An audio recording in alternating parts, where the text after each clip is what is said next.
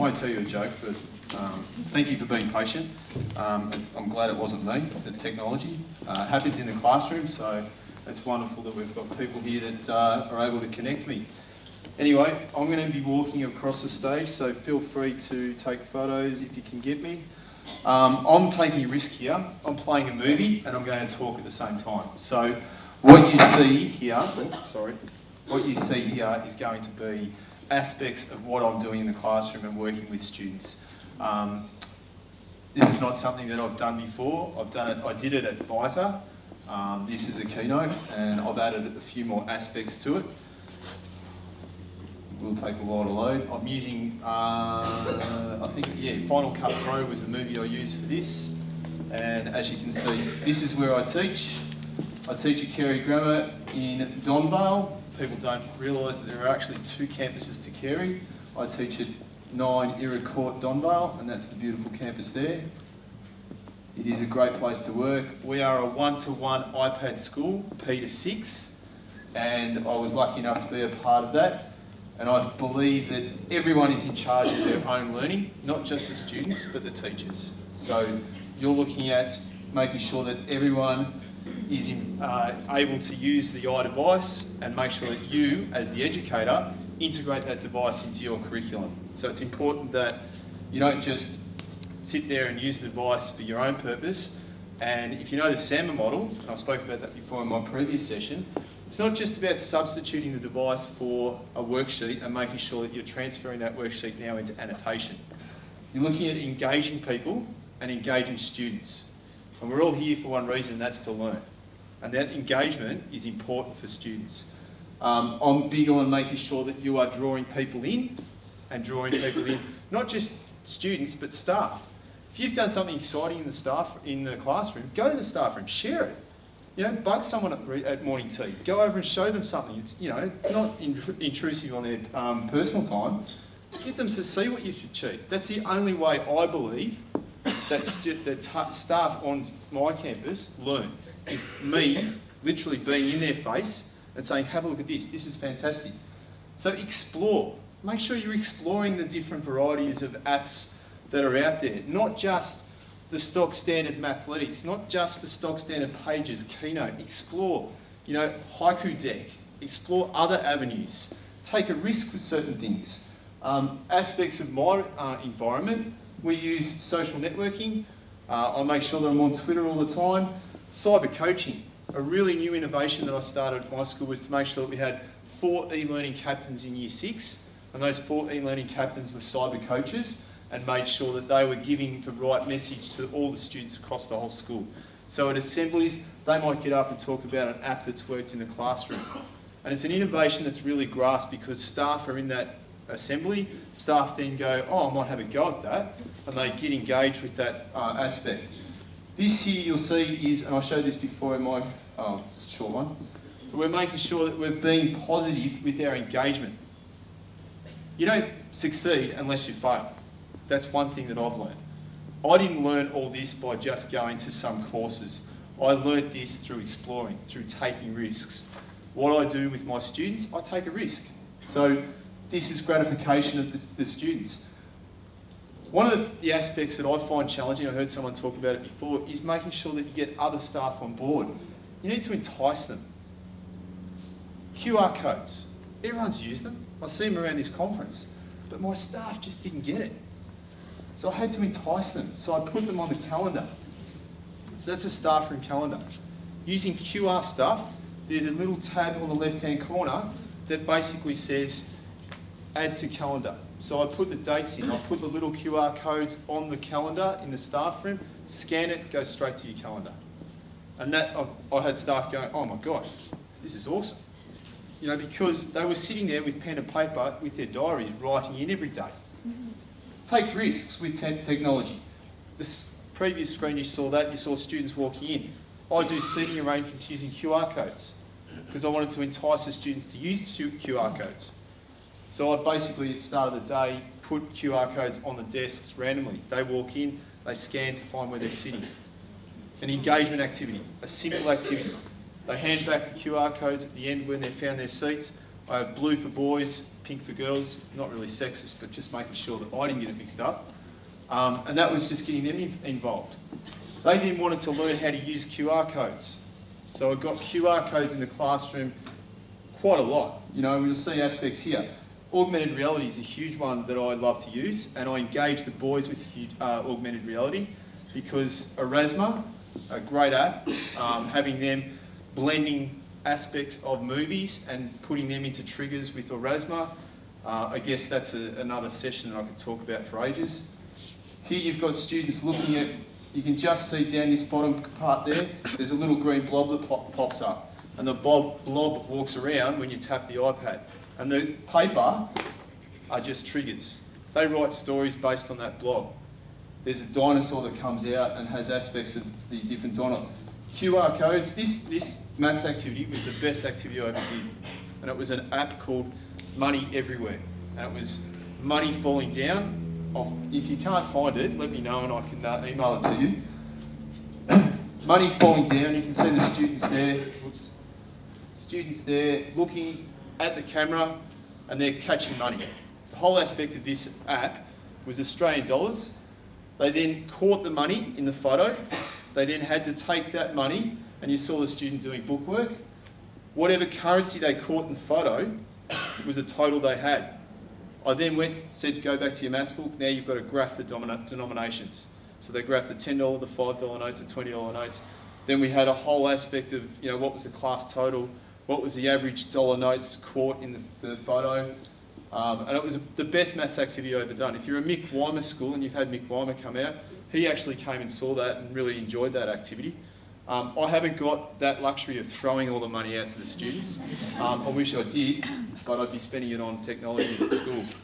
And that money one, that then embedded into integrated curriculum. So we looked at writing stories. What would you do if you had X amount of dollars caught in your photo? Nearpod, a great app which I shared before. Excellent feedback app. I use it a lot for my feedback and assessment. Socrative, the other one I spoke about before, and you get the students engaged. And showing colleagues that you work with how to use these apps is really important because they won't understand unless they see it firsthand. We're visual learners, so are the students. And you'll see that these boys are getting engaged, and it's not just the boys, we are a co-ed school, but having students engaged is important. Without a relationship with the student, you won't get learning. And that's important in any aspect. Bruce, you just saw, Bruce is one of my colleagues. He was at the front of the room. He hadn't used this app before, and I just threw him in the deep end. I said, mate, go for it. It's there, you just go and get into it. Loves it. Let students be creative. I'm not an artist, but with an iPad, I can be. Students in the classroom might not be a good artist. They might not be able to write great books or publish books, but students can publish books. These books here are all created from augmented reality triggers. And those books, they published. Here's some prep students involved in just an aspect of an ABC app. And they've got headphones on, they're listening. You know, they're ticking off boxes of, you know, listening to stories and being imaginative and being creative. If anyone tells you that the iPad's not a creative tool, I would argue that to the death. The argument you've got to have, here's Telegami. Telegami, great app, and that's my background. Beautiful place where I ride. And then, you know, have fun with it. Augmented reality, Erasma. This task was added to our school's LMS. There's the assessment task. The students had to go and investigate a Prime Minister. I don't want to sit there, nor do you, watching 42 keynote or PowerPoint slides. Get them to be engaged. So looking at Erasma and having the triggers embedded into the movie, they do the research, they create the movie in Puppet-Pals, Telegami, iMovie, then embed it into that pic collage trigger. Now the process is quite time consuming, but it's worth it. It's worth the students exploring it, it's worth you showing the students how to use it. I love Erasma. If you don't have the luxury of having 42 LCD screens in your classroom, here's a way of showing Erasma. So if you double tap it, I can walk away and watch it. We had parents come in and look at this fantastic work we did with Prime Ministers. Again, Prime Minister, Telegami, probably one of the best units we did in a school. And this is the second one that I did this year, which was a migration story. We looked at exploring the migrations of our families, and what the students did was had to generate questions to interview someone about their migration story. Again, do you want to sit there and look at a poster, or would you rather see students look at their journey? So Bruce and I, we decided to put a map of the world in the classroom. They had to do their written task. They had to interview a family member about where and why they migrated to Australia. Students had to generate their own questions, but when they generated their own questions, they either did the movie in Telegami, or iMovie, or Puppet Pal, or a podcast, and then the triggers were on the wall, and the string lines showed where they were going. So again, that's showing that aspect. We had people come into, or families that came in and watched those stories. They grabbed their iPads, they put the headphones in, they walked around and watched those stories on the wall. Try and explain that to a 70-year-old grandma that walks in. It's impossible. What's going on here? You know, where's the movie coming from? And then you put your hand behind it and they freak out because it's gone. But it's excitement, it's engagement. It is the future of learning for our students. We need to inspire, we need to engage. We use Evernote as our digital portfolios. So Evernote is a fantastic tool that I have. I don't think there's any barriers or excuses anymore. And I say that to my staff. There's no excuses. You've got a device, explore. There's that much out there, it's not funny. So take that as a comment that I'm saying to you, that if you hear someone, I'm running out of time, well, unfortunately we're in education. I take it home, I work. I'm married with 3 kids. I'm going to be divorced one day because I'm spending too much time on social networking.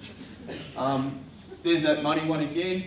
I threw the money out to the students. They then wrote a story. I've walked in the classroom, guys, I'm going to throw some money at you. What are you going to do with it? Narrative story. There's the money falling again. So she basically, and the students are so clever. There's the dinosaur. You know, write a story about a dinosaur. My learning development teacher, and she was working with notes. I moved her from notes to Evernote. And that was just from simple one-on-one teaching with that staff member. Here's Jeremy, who is severely dyslexic and unable to do certain things, but the iPad opened up windows for him. Another boy, Yash, who is, again, a low-end literacy student, used augmented reality to do comic strip on Spider-Man. He wouldn't have been able to write, but he created something from that tab. Scavenger hunt with QR codes. Hands up those who have done that. Fantastic app. ClassTools.com allows you to do this. I actually didn't find that until after I did this with QR stuff. So I created all my questions, sent them around the school to go and find the clues and answers. Again, another aspect of my huge part of e-learning is to ensure that staff are understanding how to use something. I said before in my previous section, it's okay to do PDF documents and give them to staff, but 9 times out of 10 they're going to lose them, or we're not being a sustainable school. So I create screencasts, and here's an example. So I use Explain Everything, or I reflect my iPad to use Screenomatic website to do my screencasts. And I'm just orally talking over here, an aspect of how to use Keynote. So I'm looking at, you know, a simple thing. There's simple things, but you get the questions all the time. And it's important that staff know how to do these things. So I put screencasts onto my Vimeo site, as well as the school's learning management system. And that really allows teachers to do it in their own time of how to do this. Not only do the teachers use it, students use it, and I flip the learning. So I get students to create their own screencasts on assessment tasks that I've set them. So whether it's maths, literacy, or whatever. I know Lope teachers are starting to use Telegami now for oral language. So it's a really good one. So again, like, you know, how to save it as a Keynote, how to save it as a PDF. This is quite old, this screencast. It's an updated version of Keynote. But again, staff don't know. Oh, I want to send the Keynote, but it's too big. Well, you know, why don't you export it as a PDF? How do you do that? Simple things, but you've got to show staff.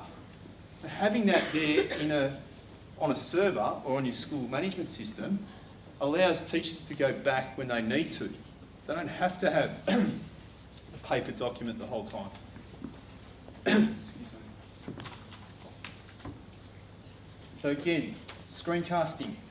This is the screencast of just using the school's learning management system to export photos. I had a huge issue where people were exporting photos with large sizes and they didn't understand that you could actually reduce the size. Now I could walk around individually and show staff that or do it at a staff meeting, but 9 times out of 10 they're going to forget. So allowing them to see this, and again, flip learning, making sure that I flip the classroom back to the students. So I put screencasts on of 4 operations, decimals, percentages, put them on the school's LMS so the students can then access it. Parents can access it and understand what you're teaching. They're never going to be critical because this is a simple screencast that I've done using, I think I screenshot this and put it into Explain Everything. Now Explain Everything is a lot easier and exports to the camera. So it makes it more simple. The problem, I guess, as educators we have, and it's not a problem, everyone's been to school. So the students you teach, their parents have been to school, grandparents have been to school. They know our job. They think they know our job. Again, another screencast. What the problem is when they went to school, it was a lot of rote learning. It was pen and paper. Creativity was there, but it wasn't through the device. It wasn't through aspects of what we show here. You know, Erasmus, augmented reality, iMovies. I heard Tim talking before about being creative, allowing students to be creative. That's important because we've got different intelligences in our class. And I keep saying, I'm not the most creative person, but if I see something that works, I embrace it and I take it with me. And I take the students' work and I say, that's fantastic. You know, you need to go and show such and such in grade 4. You need to go and work with the teachers in grade 4. Simple activity, division, comes up all the time. I used the analogy before. I had a parent come in and say, how do you teach long division? Long division? We don't teach long division. It's short division. Oh, how do you do that? And I said, well, why don't you look at the screencast? So what the students do, and this is my work, obviously there'd be oral language over the top, but I've muted the sound. And this aspect has students allowing them to go back and look at what they've done. So I do this as an assessment task for the students. They go off to their own screencasts on a particular equation or mathematic process, and having them do that, I'm hoping, yeah, we'll go through this. In class we do Wit Circles and it helps us with our literacy and reading, and not so much writing, but you do a lot of writing typing on your iPad. And We'll hear the cocky come up soon. It's a beautiful environment I'm working in. So maybe if you need a question to ask, it's really easy, like they can answer it as soon as possible rather than asking the next day, and so I find it really helpful. I've used Erasmus QR Code and iMovie as a multimedia app, a couple of episodes, and it's just helped me with my learning intention, and I really enjoy using them, and it allowed me to be more creative. So again, having students and having their thoughts and opinions about what they've done was fantastic. Now that was filmed 2 years ago. Those students are now in Year 8. They've moved on to, and I won't say unfortunately because I'm obviously biased towards the iPad and the iDevice, but when they leave Year 6 at my school, they go to middle school, they then go to a laptop. And listening to Tim before talk about how teachers in middle school need to change their ways, unfortunately my staff at Carey Q, the middle school, aren't changing their ways. Their curriculum's set, so they don't really see what we do in the primary school with the iDevice as useful. But again, we'll go back to the students that can't really articulate very well. Having an iPad, having an iDevice of any sort, having them being able to express what they're doing. If I ask some of those students to tell me the process of division, multiplication, orally they might be able to do it, but they might be able to do it as a screencast. So Explain Everything might work. And that's where, as primary educators, is there any secondary educators in here? I don't want to offend anyone. Yeah. So we, as primary educators, I think we have a huge influence on middle school and senior school teachers. You know, it's great when I see some of the middle school teachers come down to the junior school campus to see what we're doing, to see what students are able to do. You know, QR codes and having them on the wall. I'll go to the next slide. Yeah, geometry, Sarah's work. So if you scan that, that'll be either show me or explain everything. And I can walk around the classroom and assess their work by scanning their code. I'm not taking home piles of books. I'm using Evernote as my digital portfolio. So that not only will they save the pic collage, and you can see here, it's blending apps. They've created QR codes through QR stuff, and they've embedded it onto a pic collage picture. That then sits on my wall, and on my wall I've got screencasts. I could put a budget in to have 42 screens in my classroom and have them rotating over, but this is a simple aspect. A student that's having trouble might not understand how to do multiplication with 2 digits, might then go, I'm going to go and scan little Johnny's work and see if I can understand it. Because a teacher's voice might not be the same as their peers. They do that. I don't do that. Students do that. And enticing them, as I said earlier, by putting QR codes as seating arrangements, and they walk in on a Monday and they wonder where they're sitting. That excitement of, well, who am I sitting next to this week? Or disappointment, depending on who they're sitting next to. And I can't manipulate that. I randomly place those out. They walk in, they get the QR scanner, they scan, Johnny sits here. And the rules we have, and making sure they collaborate with each other, is that they don't speak, they don't say, you're sitting here. They let each other scan their own. And it's important that they engage that. And I had staff members saying, how are you doing that? What are you doing? And again, you're just showing staff what to do. So I took those QR codes as seating arrangements. That then became collaborative groups. So I'd put a whole pile together, that's group 1, group 2, scan, see who's in your group. Yes, there's plenty of Web 2.0 aspects, websites out there that can randomise big groups. But if you create it yourself, that then allows the students to question you, how did you create that? And that's when we got into creating QR codes through QR stuff. And then some of the students, I didn't say put them in a pic collage. They started printing them out just on white paper. And then someone said, they're pretty plain. And I said, well, what can you do about it? And then they went, oh, pic collage, why not? Simple app, art app. Even any art app would work. So you scan those, you'll get different tutorials. Is there any questions on that? I'm happy to answer questions. Does anyone do that? Use QR stuff and use QR codes for video tutorials? One question I thought I'd have people ask is, when they create their movie, it goes to the camera roll. To have a URL, to create a URL in QR stuff, you need a URL first. So that movie goes to the camera roll. What my students do is they either use Dropbox or Evernote to create that public link. So when you dump something into Dropbox, you can right click and it says copy public link, or Evernote, if you're in Evernote school, you can copy that, drag and drop, they drag and drop it, or they save to their camera roll, then they add it to their Evernote.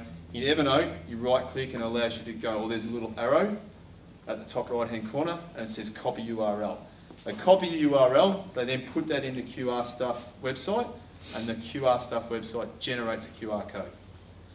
And there's one important thing. Don't let them print unless they've tested it first. Because they print and it doesn't work and it goes straight to Evernote without the video, they've wasted paper. So if your job is to come up with innovative ways... I'll go back. This next clip I'm going to show you is from a mate of mine, Ray Nasher, talking about leadership and e-learning. And he created this massive, not massive, beautiful contrast on iTunes U for e-learning leaders to guide teachers. We're all here for a reason, and I'm probably preaching to the converted, but it's hard to get some teachers on board, some leaders on board. And he came up with this great analogy, which I want to show you. iTunes U is the other aspect that I wanted to share with you. There's that much content on there created by educators and Apple Distinguished Educators. Unfortunately for me, I'm limited to what I can add because of my school, intellectual property. which is something that we've got to get over. But sharing for you today, I'm more excited about that than anything.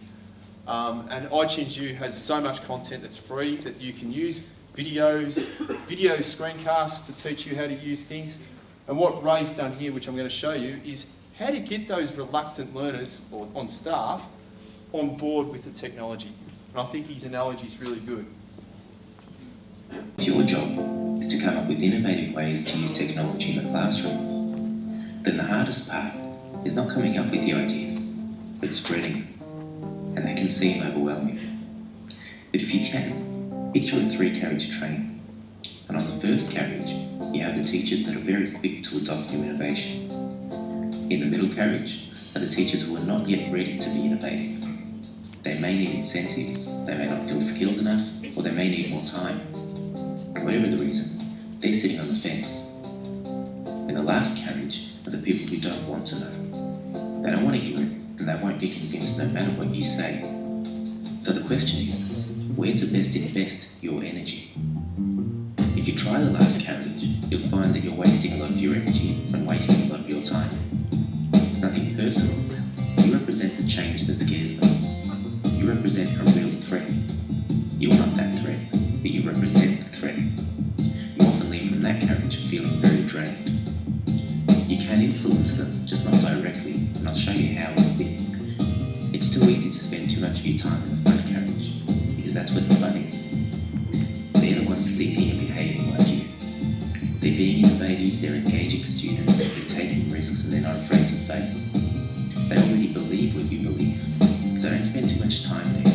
Dip in every now and then, especially because they can re-energize you. But your energy is best spent in the middle carriage. They can swing either way. They need convincing, but the best part is that they're open to it. Have an action plan and share your vision here. Give them what they need, be it skills or incentives or resources. And if you plan it well, and you truly believe in your vision, then people from the middle carriage will start moving to the first carriage. The first few are the most courageous, because they'll stand out from the crowd. And what you've done here is acquire your first followers, and the initial followers are incidental leaders. Ask them to publicly present what they've done, because the transforming power comes from making these new leaders public. The people in the back carriage will notice this movement you've started in the middle carriage. Remember, they were never interested in hearing you sing your message, and they're still not. You're not singing solo anymore, you've started a choir. And it's not about you anymore, it's about the movement you've started. Very soon after that happens, jumping into the first carriage is no longer new, or novel, or even risky. It simply becomes normal.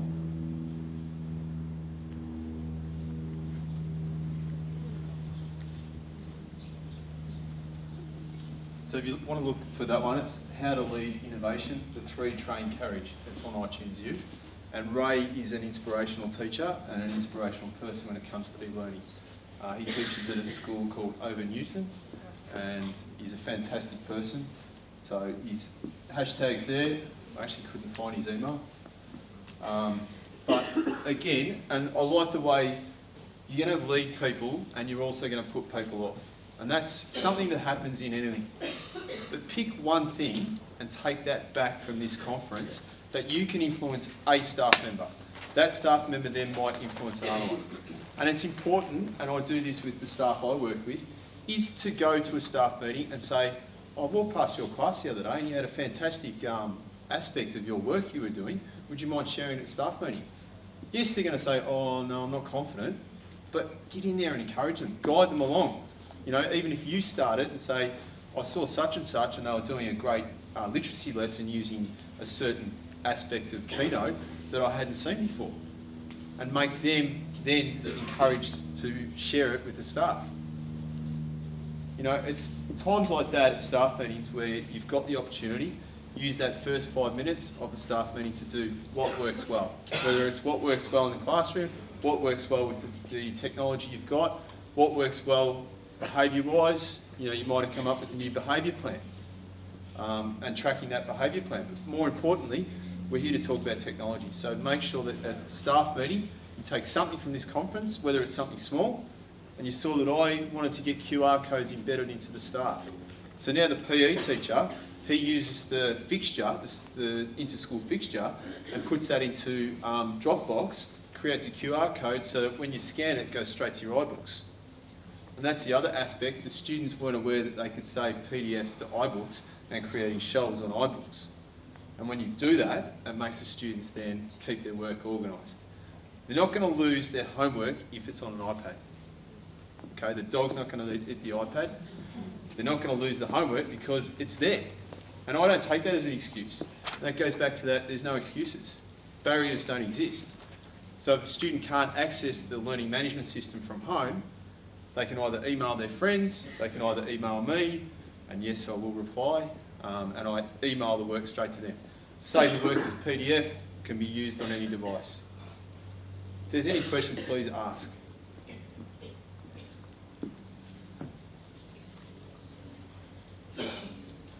Again, iTunes U, I will promote that. I think there's so many valuable resources there, and they're being created by some very high profile educators from around the world, not just Australia.